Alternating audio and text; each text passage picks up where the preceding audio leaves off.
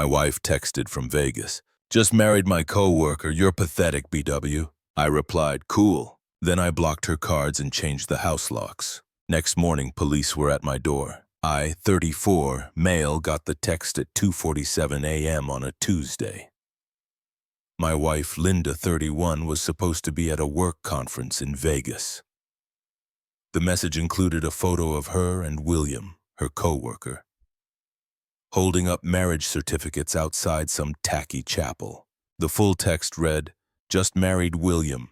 Been sleeping with him for 8 months. You're pathetic, BTW. Your limp dick energy made this so easy. Enjoy your sad little life. I stared at my phone for maybe 30 seconds. Then I typed back one word, cool. Before she could respond, I got to work. See, Linda might have been sneaky about her affair, but she was terrible at managing finances. Everything was in my name. The house, the main accounts, even her credit cards were just authorized user cards on my accounts. By 3:15 a.m., I'd canceled all her cards, changed every password she knew, removed her as authorized user on everything, and called a 24-hour locksmith. Cost me $300, but worth it. Screenshot everything from my records. The locksmith arrived at 4 o'clock a.m. By 5 o'clock a.m., new locks were installed. I even changed the garage code. Then I went back to bed. Woke up at 8 a.m. to pounding on my door. 2 cops standing there looking annoyed. Sir, we got a call about a domestic situation. Your wife says you locked her out of her home. I showed them the Vegas marriage text. She's not my wife anymore. She married someone else 5 hours ago. The older cop's eyebrows shot up. The younger one tried to keep a straight face, but I saw his mouth twitch. She's saying you stole her belongings and money, they said. Officers, I have documentation showing this is my house purchased before marriage. The credit cards were in my name. She was just an authorized user. I haven't touched any of her personal belongings. They asked to verify the text was real. I showed them my phone, the timestamp, everything. The older cop sighed. Ma'am, he said into his radio, you need to figure this out through lawyers. We can't force him to let you in if you married someone else. I heard screeching through their radio. Linda was pissed. The cops left after warning me not to destroy her belongings. I assured them everything would be waiting for her outside. Update 1. Holy. This blew up. To answer common questions, yes, this is real. No, we don't have kids, thank God. Yes, I'm getting a lawyer. So Linda showed up that afternoon with William, her mom, Barbara, and her sister, Susan. William looked like he wanted to be anywhere else. Guess the Vegas high wore off quick when he realized his new wife was homeless and broke. They tried everything. Barbara threatened to call the cops again. I reminded her how that went. Susan called me a controlling psycho. William tried to act tough until I mentioned I'd be forwarding their wedding photo to HR at their company. They have a strict no fraternization policy. Linda ugly cried about how I was financially abusing her. I'd already packed her stuff in boxes and put them in the garage. Told them they had 1 hour to load up and leave. The best part, Linda tried to use her credit card at the U-Haul place. Declined. William had to pay. His face was priceless. But here's where it gets good. My lawyer called yesterday. Linda's trying to claim she was drunk and manipulated into the Vegas marriage. She wants it annulled and wants to claim rights to our house because we were still technically married when she left for Vegas. My lawyer literally laughed. She sent you written proof of adultery and bigamy. She's done for. Also found out through mutual friends that William's been living in his mom's basement. He thought Linda had money. Lol. More updates coming. This is far from over. Update 2. Buckle up. Because Linda went full nuclear first. She started a social media campaign.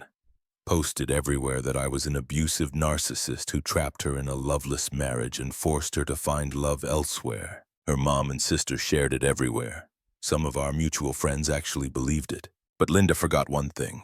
I'm friends with David, who's basically the tech genius of our friend group.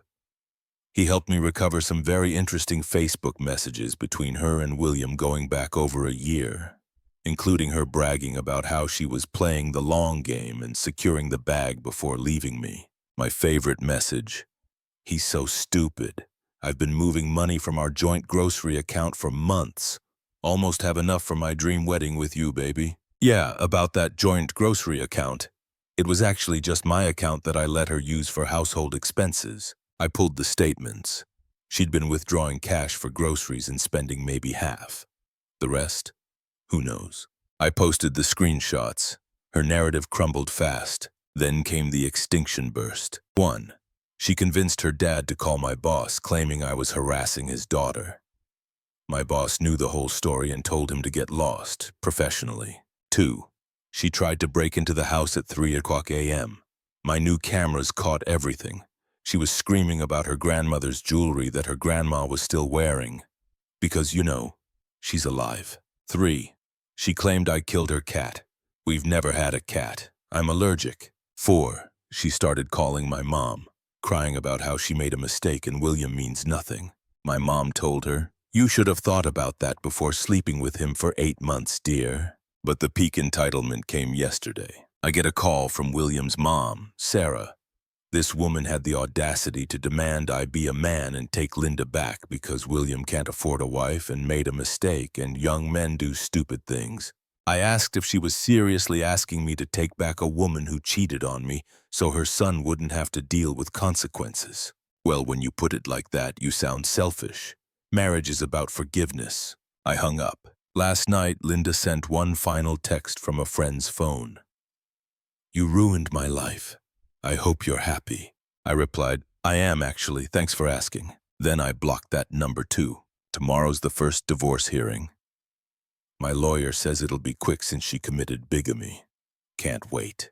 Final update.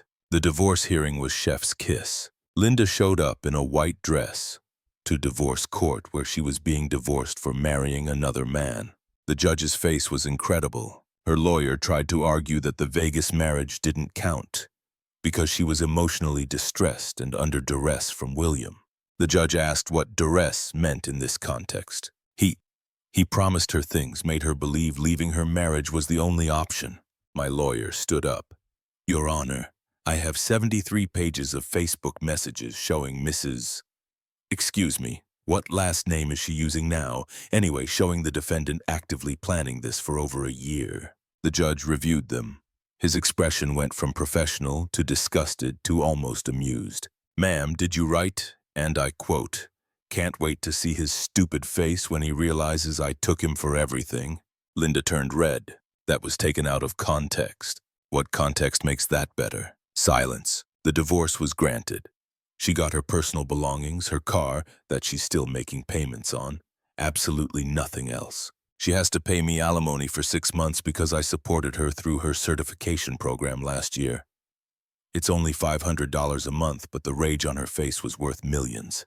Outside the courthouse, Barbara started screeching about how I was stealing from her baby. Susan tried to throw coffee at me but missed and hit Sarah, William's mom, who had shown up to support young love.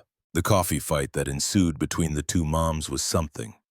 Security got involved. Plot twist, William wasn't even there. According to Sarah's screeching, he'd already moved on with a 22-year-old bartender he met at his wedding reception, aka the casino bar. Linda broke down sobbing, not pretty tears, full ugly crying, snot and everything. She kept wailing, "This isn't how it was supposed to go."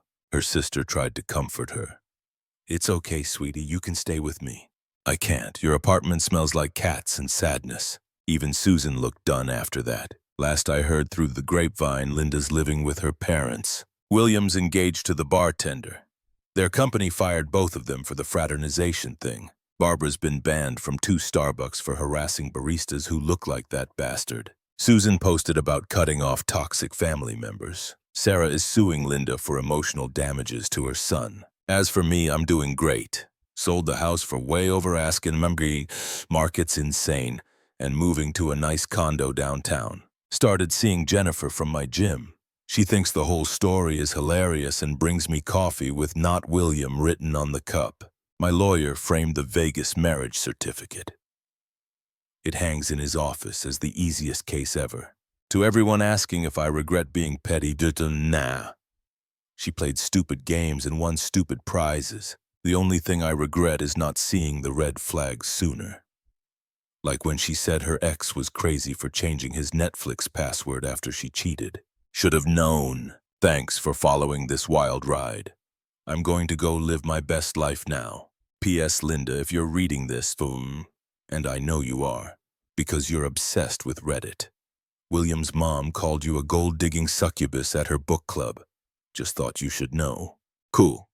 Edit. Since some of you are asking, yes, this is 100% legal where I live. No, I didn't break any laws. Removing an authorized user from my accounts isn't theft. Locking my house isn't illegal. Die mad about it. Edit 2. Stop DMing me asking if Jennifer is single. She's not. We're very happy.